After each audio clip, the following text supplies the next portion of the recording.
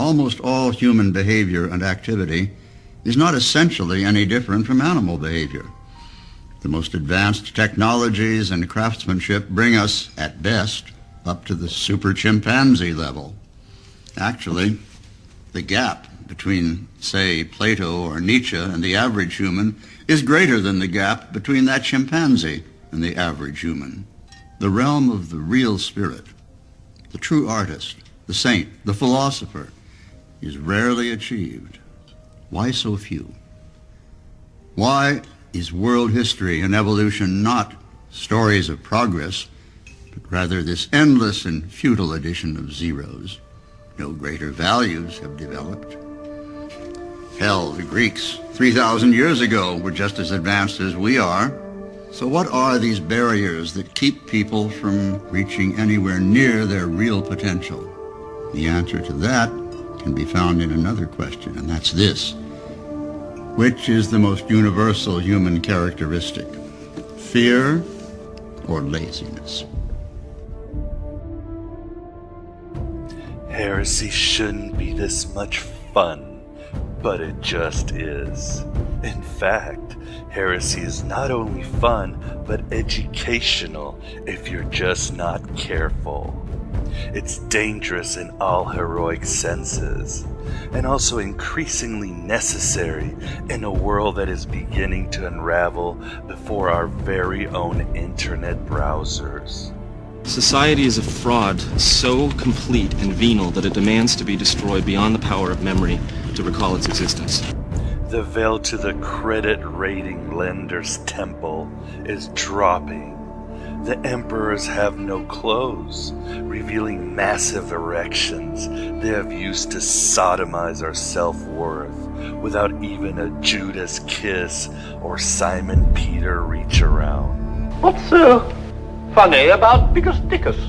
The tired old systems of patriarchal dingleberry aggression and even matriarchal hormonal holism aren't working. And even the great systems of old have been watered down by the powers and principalities and their Scrooge McDuck minions. We see through a glass darkly no more, but on the other side of the glass is a crazy train coming right at us. We are at the brink. We are fed up. We are humming Twisted Sister. We are taking it all the way, each with our own unique gift and artistry and vision and destiny. Like Voltaire once said, a man who won't die for a cause doesn't deserve to live. We have been dead for too long. Are you ready to die for a cause and then be resurrected as the effect? And the attitude is not to withdraw from the world when you realize how horrible it is, but to realize that this horror is simply the foreground of a wonder. And come back and participate in it. If you are, then welcome to the desert of the real, my beloved truth seekers. Welcome to the virtual Alexandria, that state of mind where East meets West, sin meets holiness, and revolution meets enlightenment. Welcome to Aeon Byte Gnostic Radio, formerly Coffee, Cigarettes, and Gnosis, always broadcast through the God Above God Dad Cam. Welcome with kindness and love to that dream of you, that ship smoke on the horizon, the machine and the means to escape it. I didn't come here to tell you how this is going to end. I came here to tell you how it's going to begin. We don't take prisoners but liberate them. We are not the final authority on anything, but hope to be an endless possibility for everything. We are not against any ideology or faith, but the literalist, bigoted, and my way or the die way spectrums of any ideology or faith. Why did all the dinosaurs die out? Because you touch yourself at night. And we're certainly against New Age captains of commerce and SpongeBob occult movements that attenuate our thinking and individuality with their spiritual Ponzi schemes, LARP costume balls, and golden calf worship where the idols are made with your own MasterCard gold. What does Deepak Chopra have that I don't have? He's been on Oprah. Oprah! We're against the new matrix, what the internet has become now that its golden age is over. A den of misinformation vipers and corporate sadducees. Like my friend Bonnie Hale said the other day, if you meet the Buddha on Facebook, block him. You won't find the Buddha in some self-anointed guru's fan page. Yeah, man, I'll tell you what, that dang old internet, man, you just go on there and point and click, get in there and talk about www.com, you got them naked chicks on there, man, you go click, click, click, click, click, click, click, click, click, it's real easy, man. Whoa, seems like we are against a lot, but that's not how we define ourselves. By what we're against, but what we are for. Liberation, piety, virtue, individuality, free choice and free thought, and higher states of being. Although these all come at a price that might include your tyrant ego and often going to war, raging against heaven for your misplaced childhood and paradise is lost. If God hasn't stopped you, the government will. And Aeon Byte is sponsored by General Electric, the Log Cabin Yemen Al-Qaeda, Mattel Toys, the Gnostic International Tribunal, or GIT, the Ecclesia Gnostica Oriental, or EGO, led by Father Jesse, and the Michelle Bachmann Presidential Committee. Hey, I gotta pay the bills. Oh, I'm just kidding about all of this. It's just a joke. Vote for Michelle Bachmann and her in-the-closet husband. Without this amendment, Minnesota could have gay marriage imposed on us. If we allow this to happen, group marriage, polygamy, and things much worse may not be far behind. But back to our scheduled program. And you know what comes next. The stranger's battle cry, as my friend Aeon I likes to say. Since we are all strangers in a Dr. Strangelove land. We are the Gnostics, the lovers of the esoterica, and the Dionysian freethinkers. We are the revenge of the myth, the lords of deconstruction, and the word made on flesh. We are the veterans of 1,000 psychic wars, champion eternals, and modern-day Tom Sawyers, who will not get fooled by the old boss, the new boss, or even the video game boss. We are new Kemet alchemists, turning the lead of this materialistic world into the gold of our imaginative potential. It's like God's vagina. We are legend, and we are existentialist Galahads, searching for the holy grail of Gnosis, that knowing of the unknown, that acquaintance with what is greater than ourselves, that penetrating self-knowledge that separates our monkey self from our Doctor Who self. Reminds me of a quote by Nisargadatta Maharaj, and I'm sure I just mispronounced that name. Give up all questions except one. Who am I? After all, the only fact you are sure of is that you are. The I am is certain. The I am this is not. Struggle to find out what you are in reality. If I'm not me, who the hell am I? I guess Oscar Wilde put it more simply when he said, always be yourself. Everyone else is taken. And lastly, in this stranger's battle cry, we follow our bliss, live for our bliss, and ultimately die for our bliss. I fought the good fight. I finished the race. I kept the faith.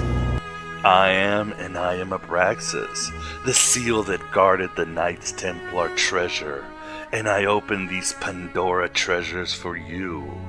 The wisdom of the ancient mystagogues, the knowledge of the censored mystery religions of antiquity, and the secrets of alternative spiritualities that were smashed by the lowered debt ceilings of orthodoxy.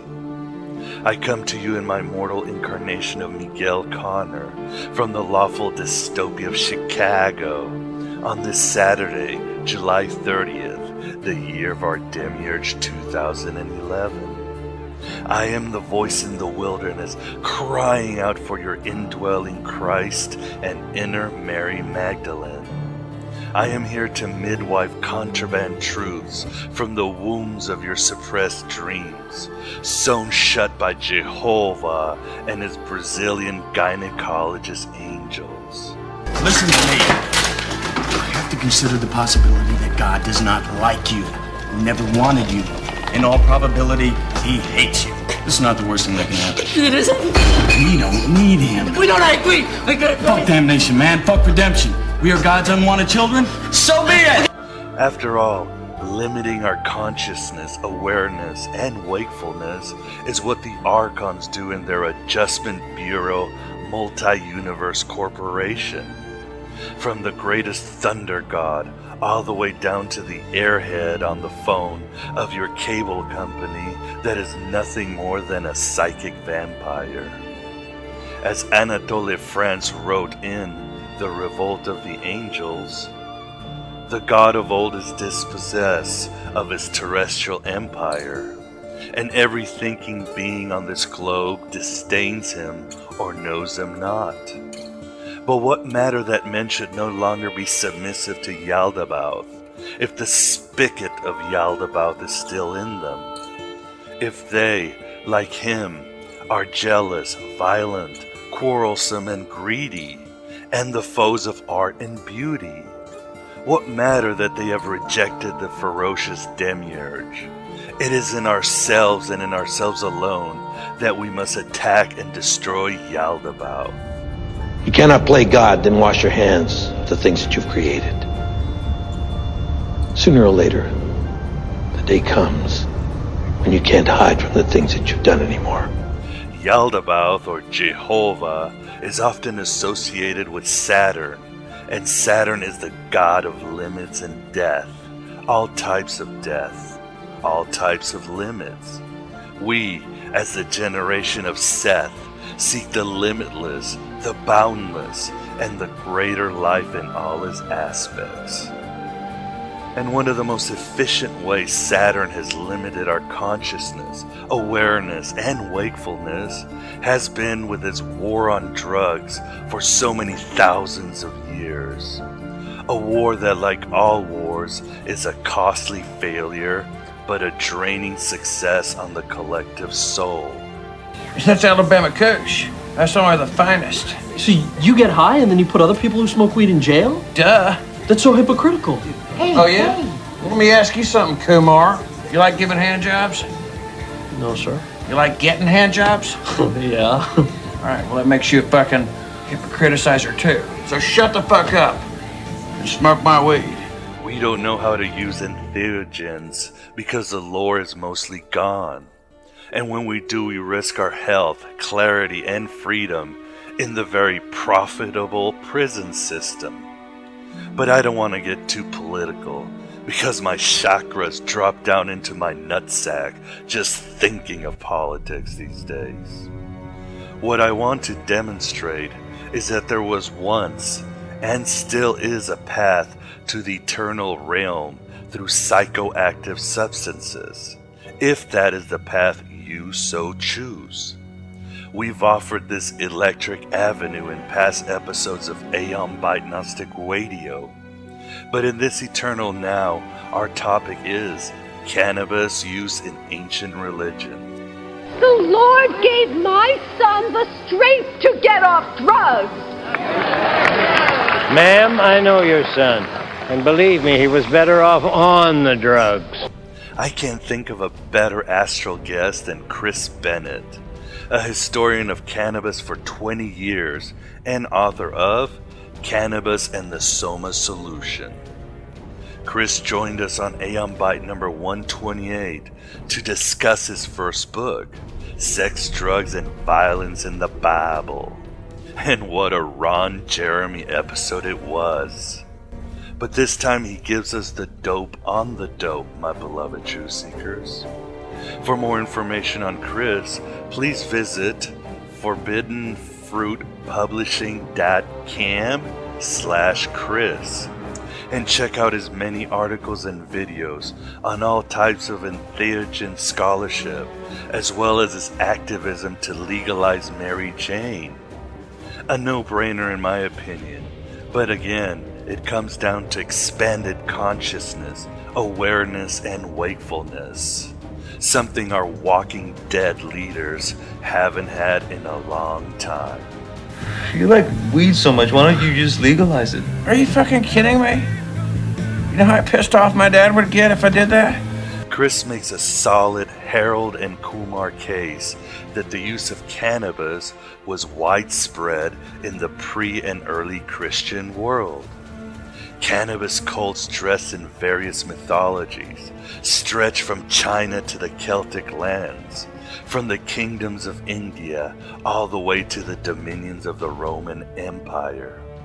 Its usage spread like Paris Hilton crabs to all priesthoods across the world, from the Zoroastrian mages to even the Hebrew prophets.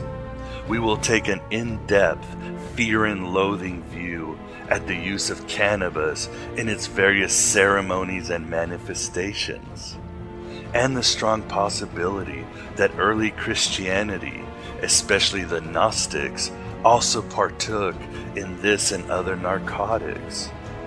And of course we'll find out the predictable story of how the forces of orthodoxy pruned psychoactive drugs from the religious culture. What's that kind of talk or you'll get your heathen head smacked? Well, that's very Christian. Believe what I say or I'll hurt you. Now you're getting it. We'll barely scratch the resin surface, as cannabis in the Soma solution is over 500 pages of exhaustive research and scholarship that might actually give you reefer madness. Goddamn, that's good weed. That is good weed. That is good weed. For good Bob Marley companion shows, I would recommend our first interview with Chris, and also Aeon Byte number 31, Entheogens, with Andrew Rudajit and Jan Irving. And remember that you are the one who has to find the mystery that works for you, or prescription of rituals and experiences to expand your own consciousness, awareness, and wakefulness. For some people, entheogens isn't their cup of tea bags across their faces, but there are myriad other ways, as we've discussed so much on Aeon Byte Gnostic Radio. Socrates could go into a mystic trance at will, and Joseph Campbell said he went into the higher planes by simply underlining books. In between, each one of us has to find our own highway to hell. Nietzsche advises the secret of enjoying life is to live dangerously. He enjoyed it so much he went mad. Look at the world and tell me the pleasures of sanity. These days, the Eucharist, yoga, and art as spirituality gets me higher than the American deficit. But I adjust as the archons move the goalposts to kicking my divine spark into the pleroma. What is it? A deja vu is usually a glitch in the Matrix. It happens when they change something. I must admit, I am a bit of a skeptic when it comes to Christians and Gnostics using psychoactive substances. Although I really have no doubt many ancient religions did, and still do. Okay, let me put it this way.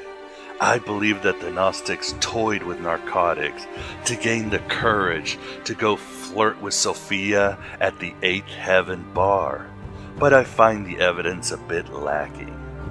The best case, although Chris puts forth good ones in our interview and in his book, including this one I'm going to mention, comes from Lawrence Caruana, when he was on Aeon Byte number 165 to discuss Gnostic rituals and myth. As Lawrence explains, in the second book of Yehu, Jesus offers his disciples a special ritual and anointing while they're alone in a building next to a Taco Bell. What, did you go to weed college? He starts by burning juniper, spikenard, resin, myrrh, and castellanthos.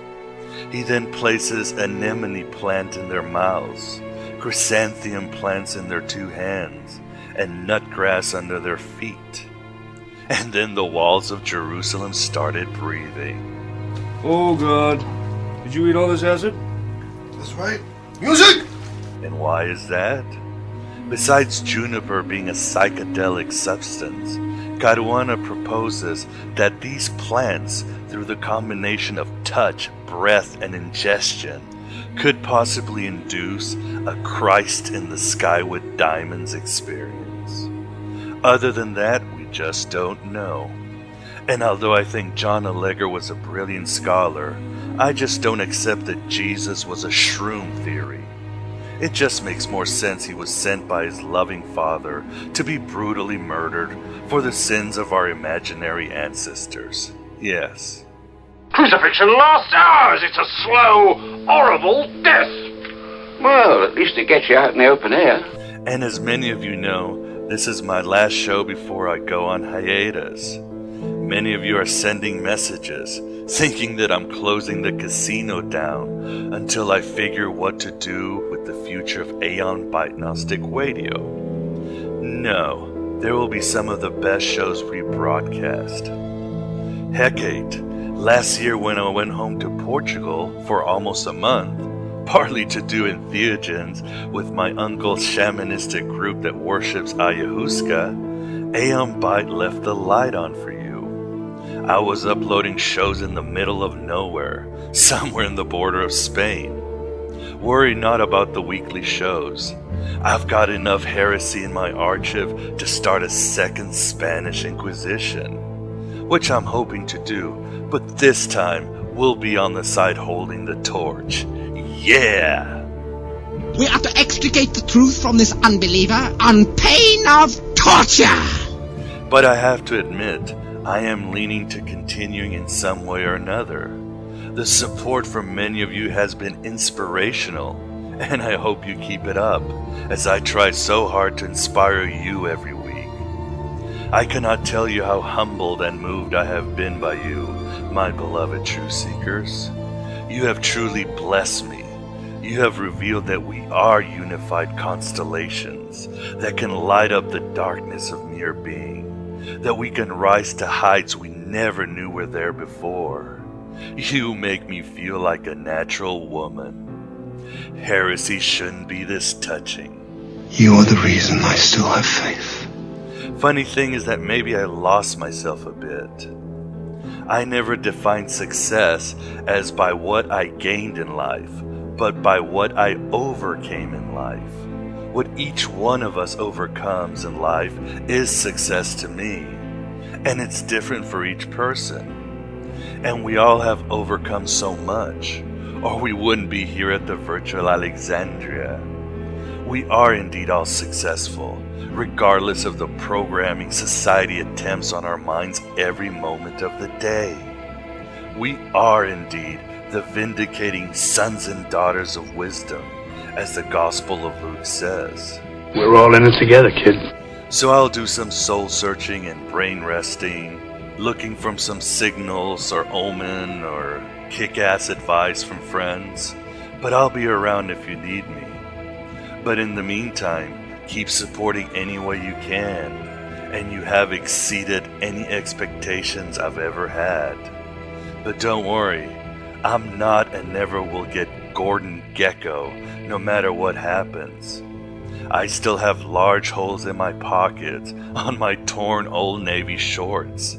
I'm the same failed scholar and failed teacher, menthol smoking, sci-fi hack, and burned out junkie that I was 5 years ago. I can't decide if you're a genius or a lunatic. Don't they sort of go hand in hand?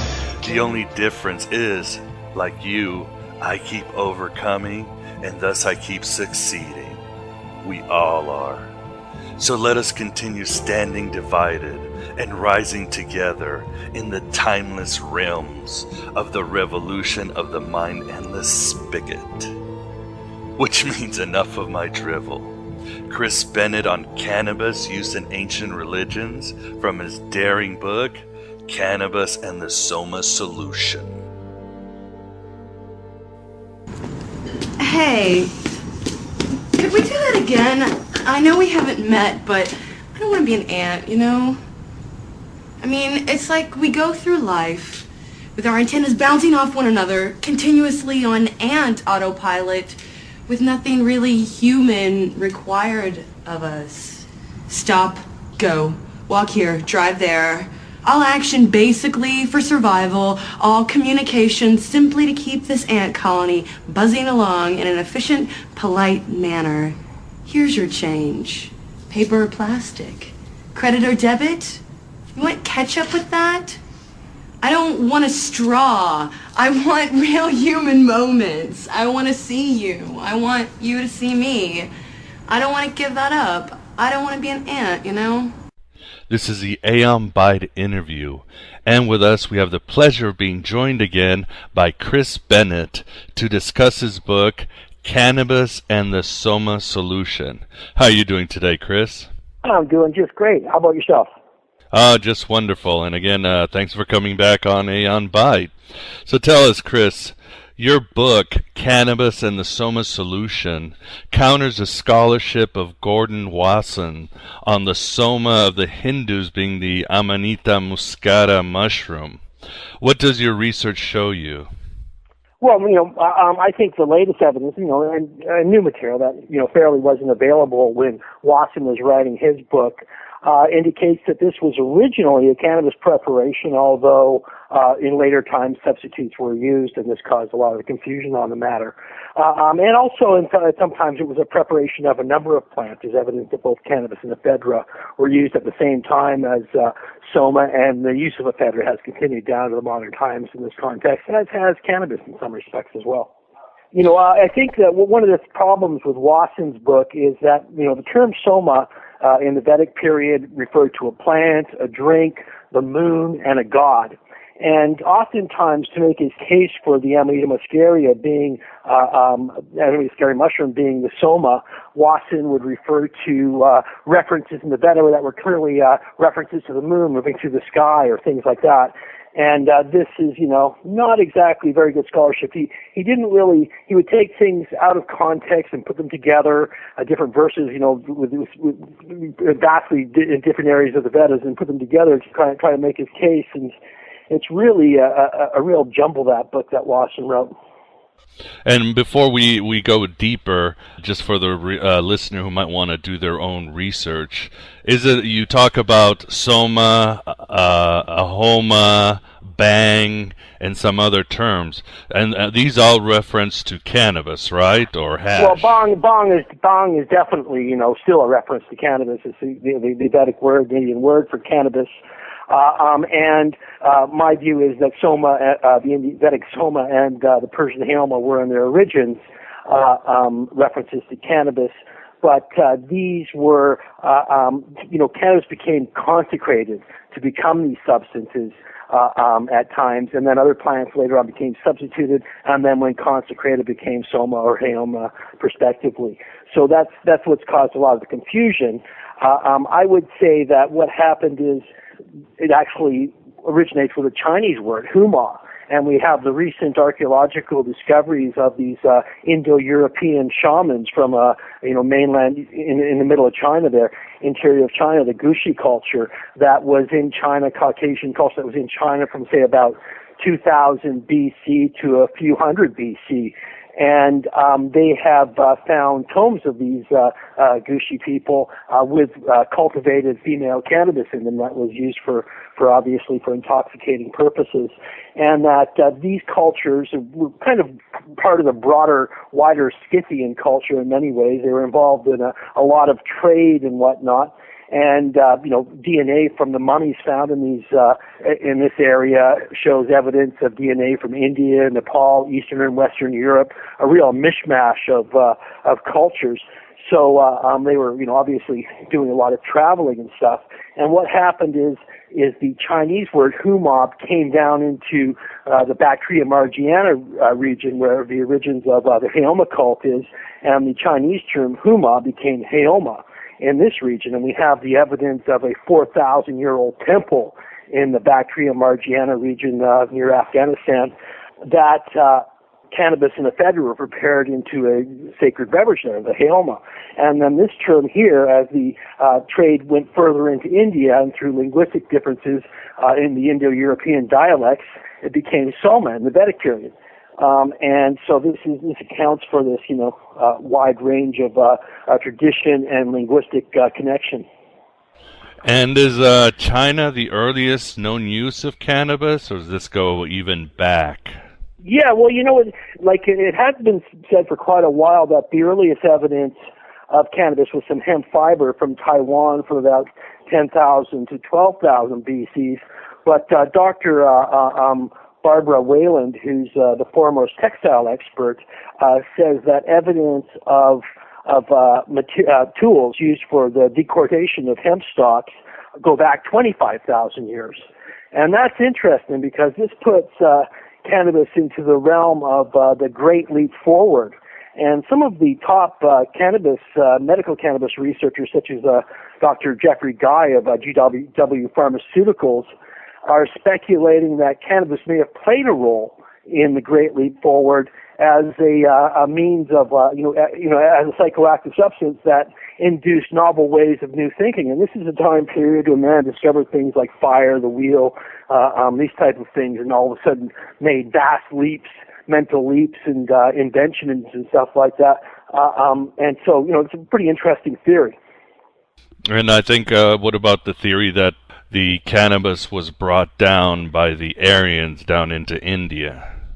Well, the Aryans are, basically Scythian cultures, Indo-European cultures. It's just a wider term for Indo-European culture. The oldest evidence we have of cannabis used for intoxicating purposes goes back about 5,500 years in the Ukraine region, and this is Proto-Indo-Europeans, the Seredini Stog, who were also the first to domesticate the horse and train the horse, and it's believed that took place through the use of hemp ropes. Their ability to corral them and get them back and train them. These people here, that's where there's evidence that cannabis was burnt in caves there, in cauldrons in a similar way to the Scythians would later do it. And they're the ancestors of the Scythians. And it's thought around, I think about 4,000 BC, there was a massive migration from this area. And these people, and that's why they're the spread of the Indo-European language. The Indo-European language is the root language for the Persian language, the Vedic language, German, French, Dutch, English, and other languages as well as the language of these the Indo-European culture I referred to earlier that was in China. And so these people are all connected through a common ancestry, and it's not surprising that we find the use of cannabis in all these cultures as well, because obviously when they migrated, they brought their most useful plant and their main religious sacrament with them as they traveled, and that also accounts for a lot of the similarities and myths and traditions revolving around cannabis. It's thought that there was a European form of Soma. There's evidence of vessels with hemp cord pressed into the clay vessels, and some of the anthropologists in Europe, such as Sherratt, who was probably one of the foremost archaeologists and anthropologists in Europe, he says this is evidence of a cannabis-based drink, pointing to similar vessels in the shape of poppy that was used to carry opium preparations over in the Mediterranean region, and other artifactual artifacts that have been found relating to cannabis use. Cannabis has been found in Celtic tomes and in ancient Germany and France and throughout ancient Europe. Yeah, so basically this was something that would have spread. throughout. It was just a natural spread because of man's dependency on hemp and its search for higher states of consciousness and everything else. In Indian culture, wasn't the Soma related to Shiva? Was the sacrament, particularly of a Vedic god known as in India as Indra, and he was the most popular of gods back in the old days. But at a certain point, he kind of had a downfall, and many people kind of turned against him. He kind of fell out of worship. He's almost kind of considered a demonic and malevolent figure nowadays. In India, doesn't have very much of a role at all, but one time he was the main figure that it started kind of transferring over to Shiva. There's a myth, the churning of the ocean of milk, in which the gods bring potent herbs to the ocean of milk and grab a mountain and churn it, kind of similar to the preparation of making bong, and prepare the Soma once again to restore their vitality. And on the mythology, drops of them, and Rita as it's called there, but this is identical with Soma, drop to the earth, and cannabis is said to have grown where the drops have fallen upon the earth. And this is on the basis for the probably the oldest and largest continual human gathering, the Kumbh Mela in India, which is largely devoted to Shiva. Shiva is the lord of cannabis, and his worship goes back to the Stone Age. Some people argue that Indra and Shiva are actually one and the same, just a name change took place, and it was just different ways of worshiping the same god in different areas, but it's debatable on both ends. And also, the earliest images of Shiva look much like images from Celtic Europe and the Gustav Cauldron there, where there's the Lord of Beasts in the earliest images of Shiva in India as well. And so people are, some scholars are speculating that Indo-European culture penetrated into India, or maybe even originated in India, according to some sources, and just all of this trade and whatnot spread much, much earlier. It's interesting in relation to the Chinese shaman that I mentioned earlier. The discovery of these shaman, before they thought the Silk Road was, around 150 BC. Now this puts the date back of that trade and goods and knowledge back to about 1300, 1400 BC, according to most estimates. So it's really communication taking place in the ancient world. And how did the coming of Zoroaster change the cannabis cult in Persian culture? Well, initially with the Persians, the Mazdaean religion, which Zoroastrianism grew out of, Hayoma was used in these nocturnal rituals, which often orgiastic activity took place. And this was like, largely Scythian tribes that Zoroastrian grew out of, and the master religion was a more advanced form of the Scythian religion. Zoroaster was like a religious performer, much like Moses was not happy with the way his people were worshiping, and he banned, basically, through the propagation of religions and its acceptance by the Persian king Vistaspa. These rituals were eventually banned, and then when the Hayoma cult came back, it came back in a denatured way. Modern Hayoma is just ephedra, one of the plants used in agent preparations along with cannabis. But Zoroaster didn't completely wipe out the use of cannabis. In fact, what he started using it was more of an initiatory shamanic way for a selected elite, such as himself and King Vistaspa and Zoroastrian heroes like Ardu Virath, and according to some accounts, Zoroaster's wife, Havobe. And in this preparation, it was more of a cannabis extract known in Persian as mang. Bang and mang, later Pavali mang, and this was a powerful cannabis extract that was sometimes infused in wine and sometimes added to this, just a stimulating Hayoma preparation. And they would do it in such potent extracts, it'd be similar to eating a few grams of hashish, that those who ingested it would actually be knocked out. And in this comatose state, which they referred to as starred, they would have visions, which they interpreted as the actual soul leaving the body. In fact, the Christian concepts of heaven and hell come to Christianity through Zoroastrianism. And these Zoroastrian figures that had the first visions of heaven and hell did so in this intoxicated state under these powerful cannabis preparations. So he made it more of an elitist type thing, and then eventually it just kind of fell out of use completely after a few generations. And you talk a lot about the Scythians in your book. Who were they, and how did they have such an influence in spreading cannabis across the Near East? Yeah. Well, I use this term Scythian, as many scholars do, and it's really a broad term, and it refers to all sorts of Indo-European groups that were trading with each other and involved with each other and spoke similar dialects. Kind of like how Gnosticism refers to all these different types of Gnostic religions, but they didn't ever refer to themselves as Gnostics. They were the Ophites or Nazarenes or yada yada. So I'm using this term, but they are kind of connected, but they were more nomadic than, in one place. So, they had areas where they inhabited and stayed at, but then there were trade groups of the similar culture that were going back and forth between other outposts and whatnot. So they were like, they were horse riders, and they were descended from the people who came up with the domestication of the horse, and through this high mobility, were able to go out throughout the ancient world in vastly separated areas. And we know that the spread of cannabis came through them because of the Indo-European roots in a variety of languages relating to cannabis, particularly the Aeon that's in cannabis and French chanvre, Indian bong, Persian bong and mong, Dutch canvas, and various names, and that they're all known to have come from a single root. And this was through the Scythians who brought the plant to people, and then their word for it kind of stuck in that culture, and then it took on its own name, like variation depending on the language.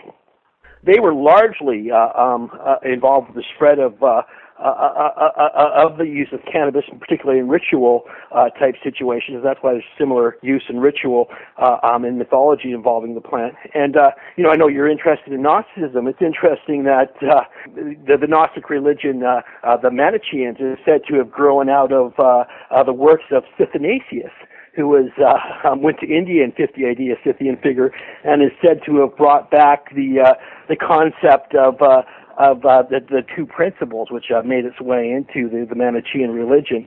And he was even reported to have, according to Cyril of Jerusalem, he was even supposed to have debated these matters with Christ's own apostles.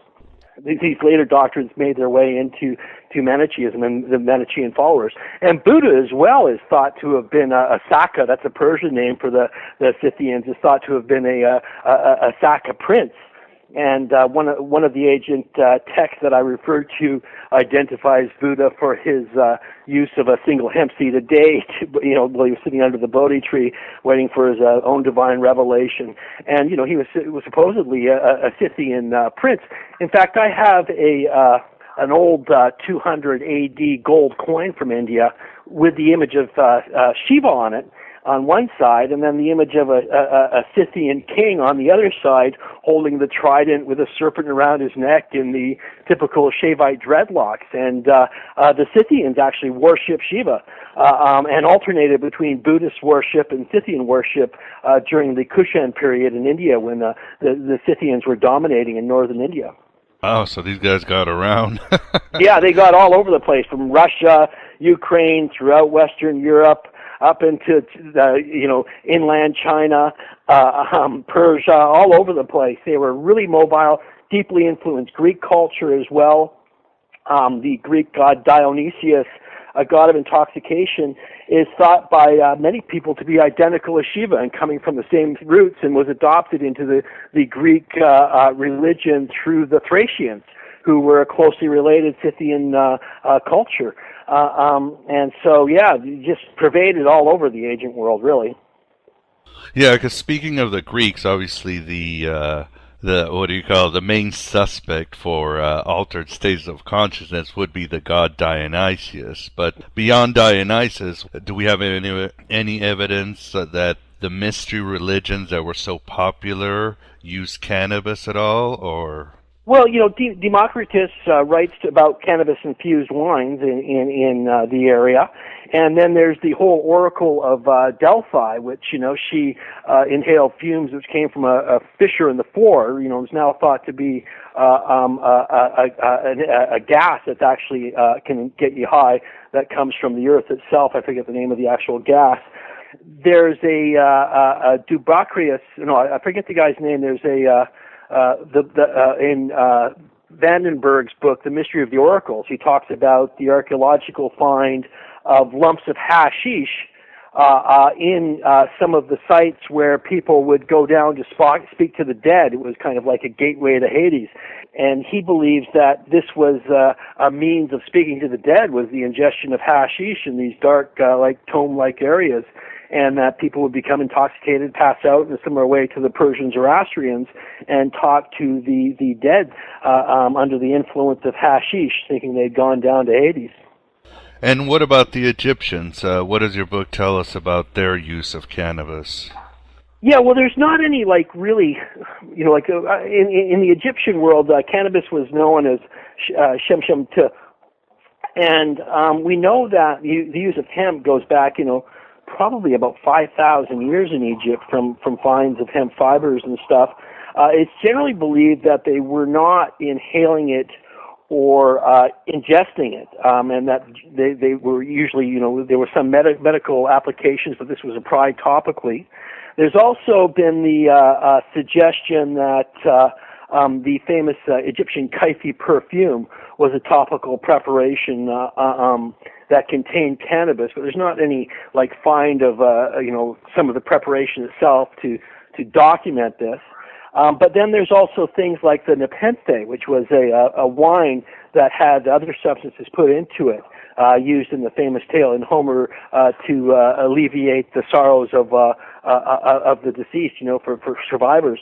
Interestingly, they have found a wine amphora from ancient Egypt that contained traces of cannabis. So this tends to give indications that the Egyptians were probably aware of cannabis-infused wines. And then there's also other references that may be references to cannabis. There's the mott plant that was used in the afterworld, and they show pictures of people harvesting it. It does look like a little cannabis bush, and was supposed to have similar qualities to Soma, but unfortunately, until the more archaeological discoveries take place and more evidence is accumulated, we can't say directly that was a cannabis preparation. Is left to speculation, unlike the wine amphora and the other finds of cannabis that show its fiber use, and also papyri that refer to cannabis directly for medical uses.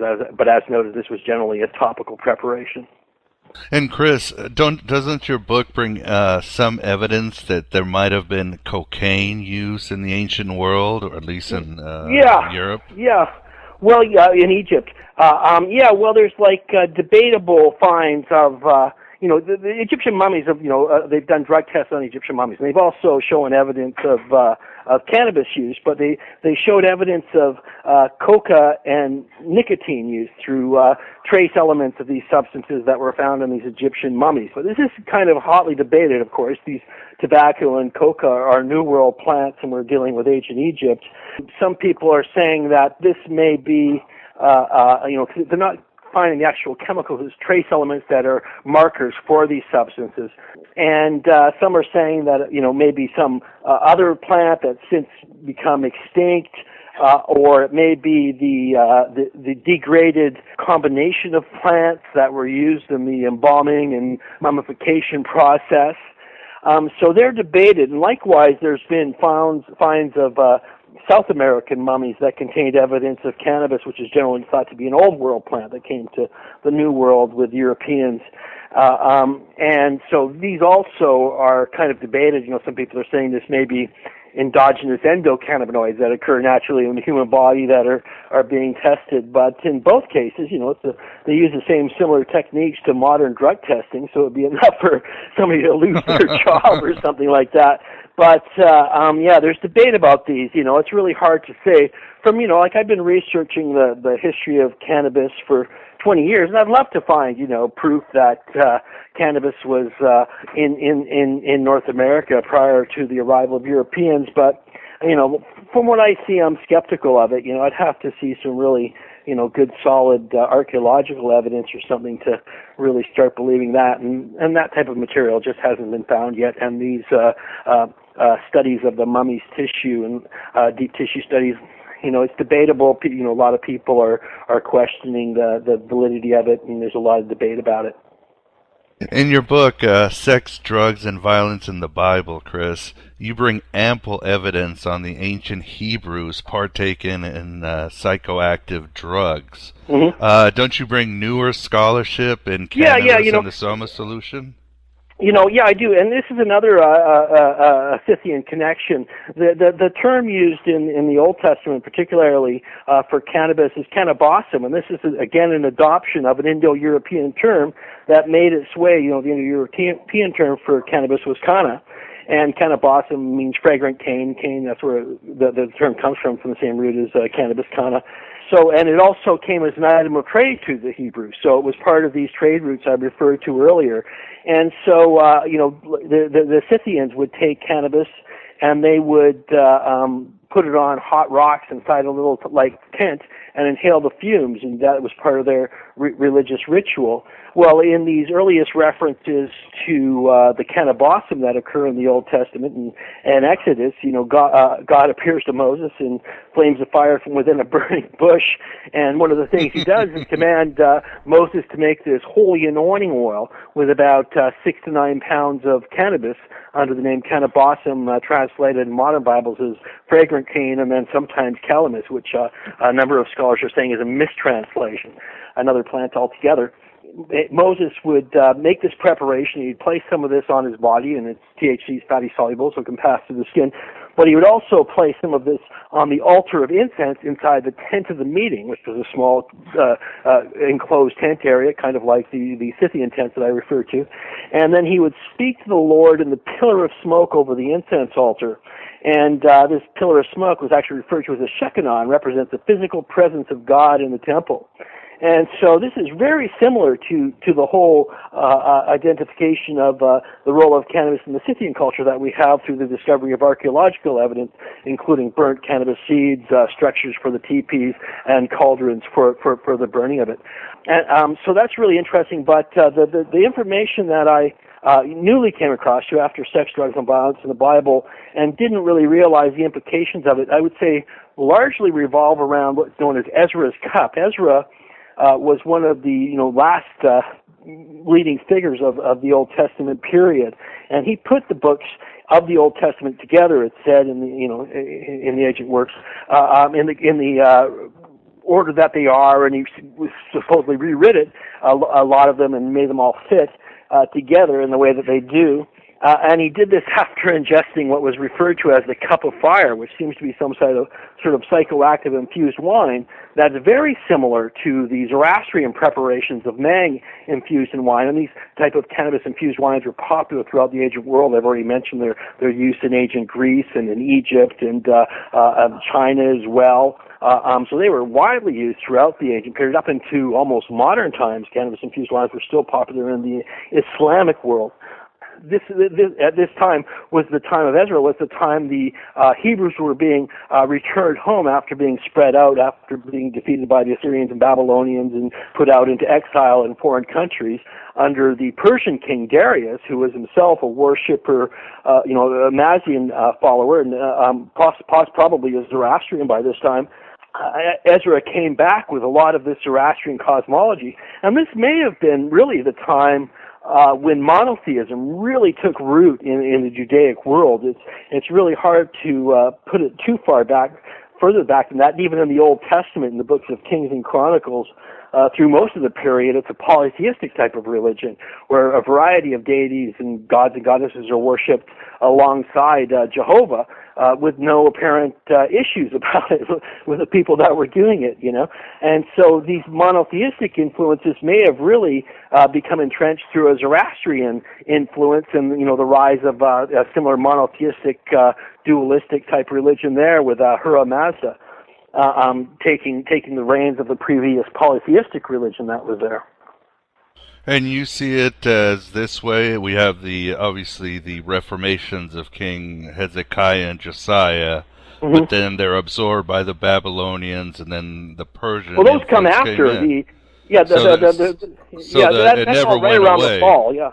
So you think that the Hebrew priesthood just continued even after the reformations, once they were free? Yeah, well, what do you mean? Like, what type of time period? You're talking about the time period of Hezekiah and Josiah? Yeah. Yeah, well, that they was probably like... put a stop to all the other, Ashira and all those. That's when they suppressed it all, for sure. It's hard to say that it was really ever suppressed before that, you know. Throughout that period, Asherah was worshipped right in the temple in Jerusalem alongside Jehovah. And, the whole... book of Leviticus wasn't discovered until the time of Josiah inside the temple that Solomon built. And Solomon was a polytheistic king. And then around the same time, I think during Hezekiah's period, Leviticus was supposed to have been written by Moses and justifying, the suppression of all these other cults and the murder of their priests and priestesses and whatnot. And was supposed to be written by Moses, but these, the same reformists pulled out the brazen serpent that Moses had made because the people of Israel had been burning incense to the brazen serpent and destroyed it. So, we have a book allegedly discovered in the a temple built by a polytheistic king in a maker of a brazen serpent that people were burning, written by a maker of a brazen serpent that people were burning incense to. So it's all kind of confusing as to what actually took place and how the whole thing developed. And the book of Leviticus itself, scholars say that the style of Hebrew that it was written in was a much later style of Hebrew than that of the time of Moses. So it's debatable. Some people believe that was just a forgery, kind of a means of that was created as a means of unifying the region under one religion. Religion and politics were kind of inseparable at that time. There was no division of church and state. In order to kind of stop the spread of wealth through all these different gods and goddesses and the devotion of people amongst all these different cults, they narrowed it down to one deity, as had worked so well in the Zoroastrian religion in unifying that religion under one kind of flag in a sense. And as you mentioned, Chris, even later on through classic Judaism and as it became more conservative, there is evidence that with certain mystic Jews like Kabbalists, they were still doing cannabis. Yeah, for sure. There's a reference in one of the Kabbalistic books to knowledge of God being like the fleeting experience, of cannabis intoxication. Just trying to think of the fellow's names. He's one of Eric Kaplan, who was one of the top writers on the Torah and the Hebrew language, the author of the Living Torah. He points to the references to cannabis possibly being references to cannabis, but he also talks about the early Kabbalists burning grasses that may have had psychedelic effects, for inspiration. So there's some awareness of this amongst Kabbalistic scholars. And it's likely that kind of, I'd say that the Kabbalistic tradition is kind of the Jewish Gnosticism, really. Yeah, that's definitely what Gershom Scholem called it. Yeah. And going back to the Gnostics, although you mentioned the Manichaeans, what evidence do we have in your research that the Gnostics might have also used cannabis?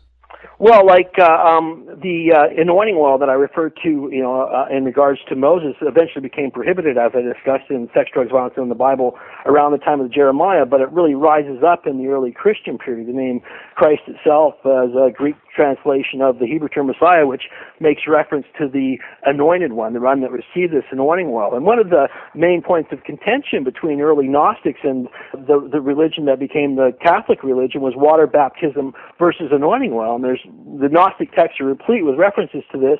And likewise, the Catholic Church Fathers accused the Gnostics of initiating with secret sacraments. And the Gnostics said there was only water in the baptism, but there was fire in the anointing oil. And through the anointing oil, they were initiated into unfading bliss.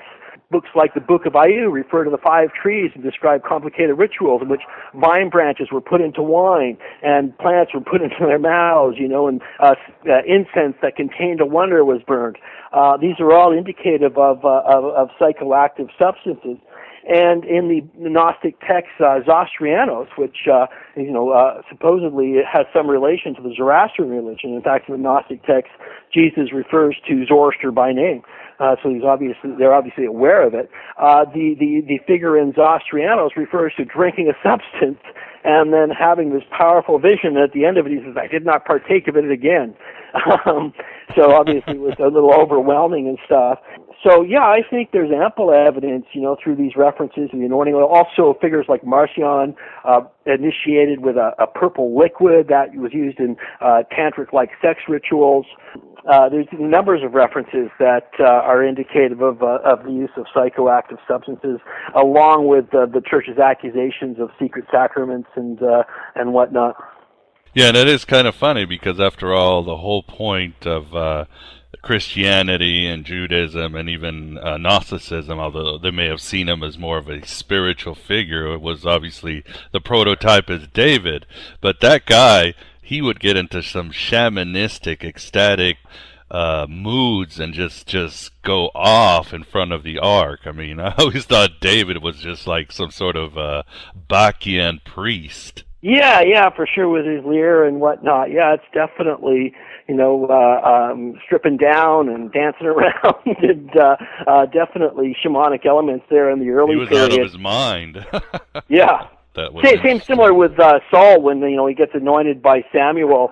He strips off naked, and begins to prophesy. And the Hebrew term used in that context is nabai, and it means to act in an ecstatic or frenzied manner. So it wasn't just some a humble kind of prophetic state. It was like an ecstatic, shamanic type of state of mind.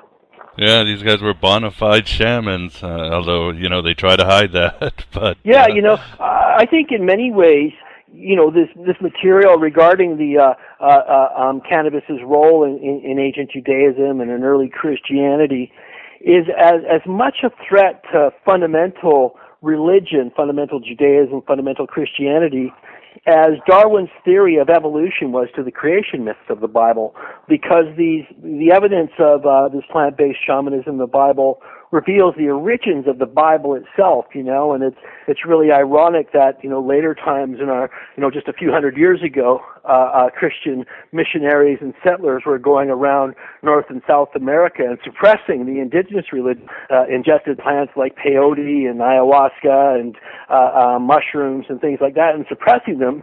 But that's really what their religion originated from. And Chris, why do you think Christianity expunged any entheogenic use in the ritual? Was it just sort of an internal affair decision, or did they simply want to separate themselves from the other religions of the time? I think it's pretty clearly, the Bible as it comes down to us, the New Testament is Caesar's Bible. Jesus was clearly, viewed by the Jews of his own period as kind of a nationalistic Messiah. It was all about the independence of Israel, the coming of the Messiah. And he wasn't pro-Roman at all. And this all, the religion was watered down, and, the whole solar mythology of Mithras and other Attis and these different pagan figures were overlaid over probably the story of a Bar Kokhba-like figure, and this became what's modern Christianity. the New Testament as it stands, I think 325 was a Council of Nicaea that was put together, and many of these Gnostic texts which depict a very different Jesus, more analogous to Dionysius or Shiva than the conservative ascetic sage that comes down to us through modern Christianity, and that, much like I was speaking about earlier, the suppression of the wider variety of religions in order to consolidate the faith and politics under one easy means of dominion took place through Christianity. Constantine, who requested that the biblical text be edited down to the New Testament type of thing, he allegedly took on the religion after having a vision before going into battle of the cross, which had a banner around it saying, "In this sign thou shalt conquer." And so it seems pretty clear to me that it was a politically motivated move of a means of control. In Gnosticism, the religion, which I would think was closer to what original Christianity would have been like.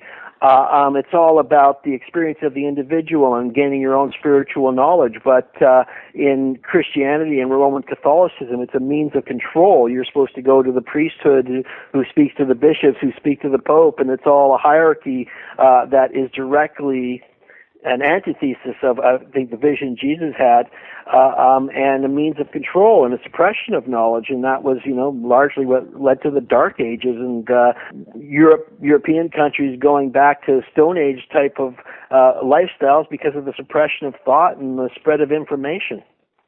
Yeah, basically what you're saying is, if you and I and 20 other people go to a mass and we're all using cannabis or whatever, DMT, we're all going to have different experiences of the divine or the universe or anything. That way you can't control us or have us teach us the same thing because we're all coming to different conclusions. Yeah, for sure. There you're told what to believe as opposed to finding your own way, your own path to God.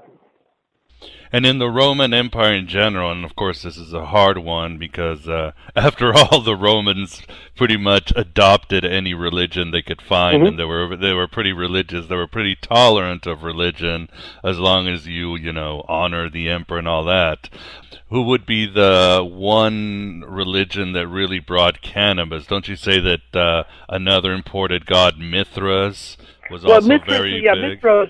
Mithras was also an important figure in the Heoma ritual, and for long periods of time, that's who the Heoma ritual was dedicated to. There's a possibility of, again, cannabis-infused wines used in Mithraic rituals, and also evidence of a variety of different plants. Carl Ruck and other academic scholars have suggesting that cannabis, Amanita muscaria, and a variety of substances were used by the Mithraic cult. But also it should be noted that in Mithraic reliefs, the one-time god of Heoma is depicted holding bunches of grapes, and they may have just began using their own sacraments in replace of these foreign sacraments in the cult as it became adapted into it, and it's really hard to pinpoint anything of real definitive use there. There's evidence from a wrecked pirate ship that Sicilian pirates had cannabis on board, but there's not really any super solid evidence, unfortunately. But we do know they were worshiping this Persian god Mithra and adapted him into their pantheon in their own unique way. And the possibility of cannabis preparations coming into Rome through that is a very real possibility. And Chris, lastly, obviously your book is very well researched. It's very exhaustive. And of course, I know that you are an activist. I read all your Facebook posts and everything, and I agree with you 100% about marijuana and all that. And I know it's an uphill struggle. Do you think your book has helped people see that it's not that big of a deal to use cannabis simply because there was a time and point where all of mankind used it and it actually helped their consciousness? Yeah, well, I think that, generally people think, cannabis is from the hippie era or, maybe even the jazz era if they want to go back a little further, but they don't really realize much of a history beyond that, and what I've really tried to do is show that, we have thousands of years of recorded use of this plant without any particular problems, and except when the prohibitionists come along, and usually in all cases the prohibitionists are also the thought controllers who are trying to control the populace and not interested in people having their own visions about how they should live and what they should believe. So I think that it's a real threat in many ways. So I think it helps people put a history to their own current dilemma, and in many ways, I think that cannabis, the cannabis issue is the paradigm shift. If we can overcome that one hurdle, that a lot of other things will fall into place. I believe more people smoke cannabis, the less war there will be. That it kind of promotes a peaceful way of thinking. And I think that plants like cannabis, mushrooms, cacti are also kind of ambassadors for the plant world in a similar way to cat and dog are for the animal world, in that they, and the evidence I would say for this is that, you just take a look around at cultures that still use these type of plants, like the ayahuasqueros in South America or the iboga cult in Africa, and they're in touch with the world around them. The natural world around them is a living, breathing entity. They go into the jungle or forest and they don't see a commodity; they see a holy place. And it's our separation from that type of thinking that's really at the core of so much of our pollution and deforestation and the devastation that's taking place in the earth. And so, and then socially, it's at times of massive cannabis use that people started protesting the Vietnam War, and the sexual revolution happened, And Ronald Reagan, when he was a senator before he became president, he once said, these young people, they get together, they read books, they smoke marijuana, and they talk. Like somehow this combination of things was a recipe for disaster. And for, his world and his way of thinking, it really is a way, kind of like that. And his son, Ronald Reagan Jr., when he was questioned about his parents' Just Say No campaign and their hardcore stance against cannabis, he said, it's not marijuana, the mildly mind-altering substance. It's marijuana, the antithesis of the state. And that's it in a nutshell. Cannabis is a threat to that way of thinking. People start changing their life values. They start to realize that things like free time are kind of better than maybe a Mercedes-Benz, or some stressful job, and they've got to go to work in the morning. They want to go to work at some mill, or they want to stay home and work on the bass guitar, and cannabis kind of shifts thinking in favor of the bass guitar instead of the slave job. And in many ways, that is a threat to the industrial military complex. People speak about the anti-motivational factor of cannabis use. Well, I'd retaliate to that with the fact that, it's not the unmotivated that are wrecking the planet. It's the motivated. And Buddha sat around under the Bodhi tree for a long period of time doing nothing, before he came to his own revelations. They rightfully fear it. People smoke cannabis and they go to church and listen to the preacher and they, start questioning what he's saying. And that's like a common occurrence throughout cannabis history, that type of a situation. And the history of cannabis, there's consistent reports throughout the whole period, and it seems like almost, like with the evidence of the reappearance and disappearance of Soma and the Tree of Life and themes like this, that this is a cycle that goes on and has gone on throughout the ages, and we're at the turning point of one of those cycles right now, I believe. Oh, well, I certainly hope so. I guess the only difference I would say is that I think obviously there's a struggle against this worthless war on drugs, and there's a struggle of legalizing and all that. But what I see the difference is that the ancients had a lot more reverence to cannabis and these substances. And I think our danger in our modern times is that we kind of don't have that reverence. I've done shamanistic rituals with DMT, and just the preparation and the prayer, even if you don't believe in God, the prayer to the plant and everything, that really makes a difference on how it might be the difference of you actually having an expanded consciousness and you ended up abusing it. Do you see them? That's also another thing. Yeah, well, everything's everything's set and setting and how you partake of it. But I think even without that, I take a look at, the last 20 years, what's happened in the cannabis movement and how the whole thing is developed. And there's a hardcore enthusiasm and belief in what they're doing. I know people that have been activists for 20 years, 30 years, you know what I mean? They've dedicated their life to it.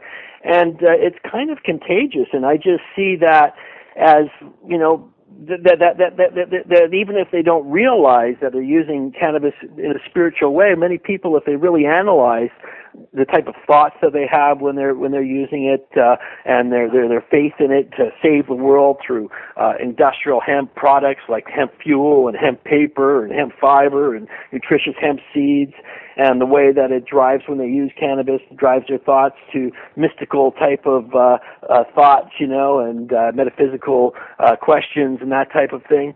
That it's almost like the perennial religion, and when they use it, it's touching into something deeper inside themselves, reaching and scratching Anthropus's mind and passing that back on to humanity. And then there's something happening around this plant, and I see it just growing and expanding, and it's got a life of its own, and even my own material regarding, the role of cannabis and ancient Gnosticism and stuff. If I drop dead tomorrow, that information would just continue to grow and be expanded upon. It's taken on a life of its own. It's spreading through the real collective mind, the internet, like wildfire. And I'm constantly seeing it around, appearing in interesting places and bits in news stories and all that type of stuff. Keep doing what you're doing, because we certainly need it. But I think that's all the time we have today, Chris. I'd like to thank you very much for coming on Aeon Byte again and talking about your book, Cannabis and the Soma Solution.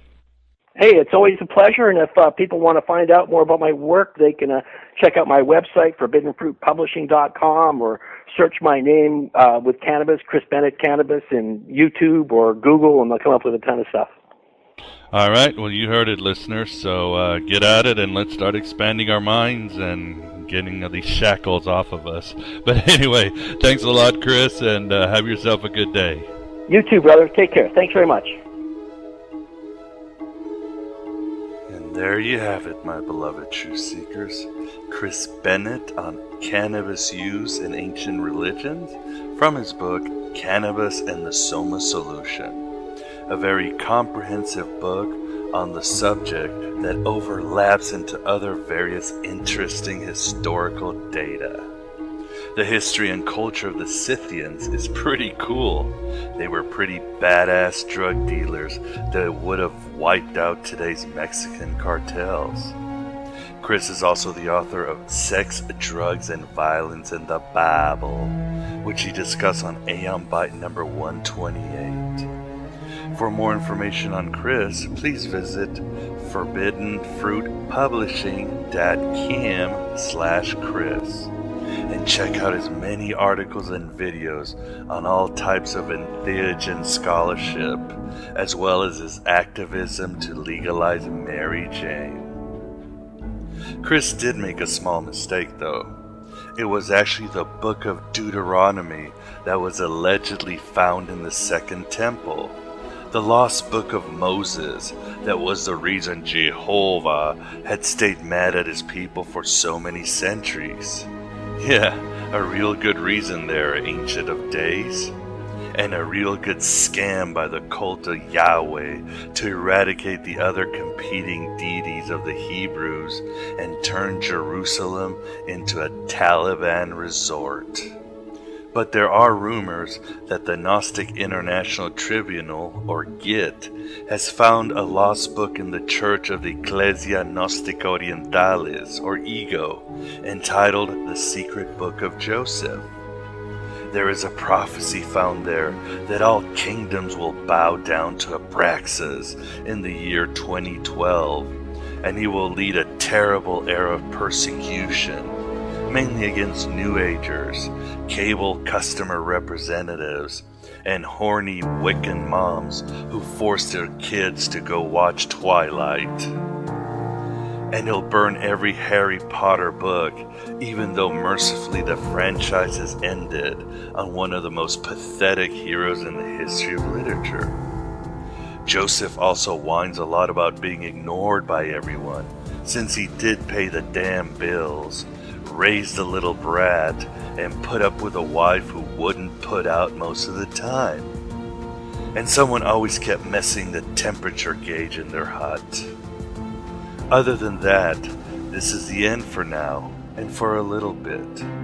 Time for my soul searching on what to do with Aeon Byte Gnostic Radio, and what to do with the esoteric in general that has become a worse joke than any of my putrid jokes on this show. Time to figure out success again, overcome some more. Time to see what other journeys are out there. But I have a feeling you and I will be together again in the battlefield of the True Seeker Warrior as the armies of hell bear down on us. To end, instead of my "We are the Gnostics" babblement, I'd like to quote from the introduction of Stephen Davis's August book, The Secret Book of John, Annotated and Explained. He gives a much better exposition on why we chose the Gnostic path, or more like why one day we expanded our consciousness, awareness, and wakefulness, and realized we had no choice but to take the Gnostic path, the road of heresy. Here it is. Perhaps you're one of those remarkable people who experience an overpowering realization of the divinity of existence. You suddenly know that everything is divine, and that within you lies an ocean of God. Will you know this all of the time and every day? No. You will crest and fall and submerge again into the mundane. The realization of divinity as the be-all and end-all, as the substance of your very self, that within which you live and move and have your being, does not dominate every day, although you wish it did. The ordinary world of aches and pains and approaching death, of trouble, temptation, sin, stress, and loss seems to rule almost all the time. And yet, sometimes you can seize what you seek and see glory everywhere and know yourself to be divine. If you are one of these people, you are one of the Gnostics. You know what you truly are, that you are God, just as everyone else is. But, as a Gnostic, your existence in this ordinary and difficult world puzzles you. You ask, how did I come to be here? You don't seem to belong here. You belong in a world, a realm of divinity. And it certainly seems that the divine realm is not everyday reality. But if, in full reality, everything that exists is God, why don't we always know this? Why do some people never think it possible to be what, in their depths, they really are? Why don't we know who we are? How did we come to forget? What holds us back from perpetual realization of our divinity? And what traps so many people into denying that their own divinity is even conceivable? These are the Gnostics' questions. Gnostics know that God is all, and that they themselves are God. They experience this knowledge, this realization, and know that everyone else could share their experience. But they are continually thrown back into the seemingly hard material reality that tells them that they are merely flawed humans, kin to apes, doomed to die, ruled by a judgmental creator God who often does not know a fondness for people at all.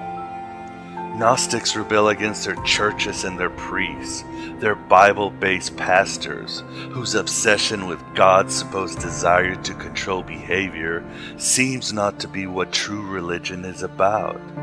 To Gnostics, true religion, elite spirituality, is a realization of the divinity of every person, an experience of ascent to the divine homeland. It is a knowledge of the way we once were as God, and of the process by which God came to be self-forgetful, as to become us, mere human beings under the control of another lesser God. Gnosticism is a religion of rebels, creative thinkers, whose works were systematically destroyed by Orthodox Christianity between the 2nd and 6th century CE. Gnostics were the other to the growth of orthodoxy. They lived in the home of heresy, for they were the source of self-assertiveness against episcopal demand for sameness. They persisted in the shadows, in certain Sufi sects, in the Christian Cathar movement, and perhaps even among the Knights Templar and the Rosicrucian orders. Only recently have the old Gnostics spoken aloud again. Their speech resounds in the document of the Nag Hammadi library, buried 1700 years ago in Upper Egypt, discovered again in 1945, and read today by spiritual seekers throughout the world. We must learn how God fell and became us, and how, through knowing that story, we can return to glory and be absorbed again into God. Hello and goodbye as always. Unlike the classical heroes, we're not going on our journey to save the world, but to save ourselves. And in doing that, you save the world. I mean, you do. The influence of a vital person, it vitalizes. There's no doubt about it. The world is a wasteland. People have the notion of saving the world by shifting it around and changing the rules. No, any world is a living world if it's alive. And the thing is to bring it to life. And the way to bring it to life is to find in your own case where your life is and be alive yourself, it seems to me. Unfortunately, no one can be told what the Matrix is. You have to see it for yourself.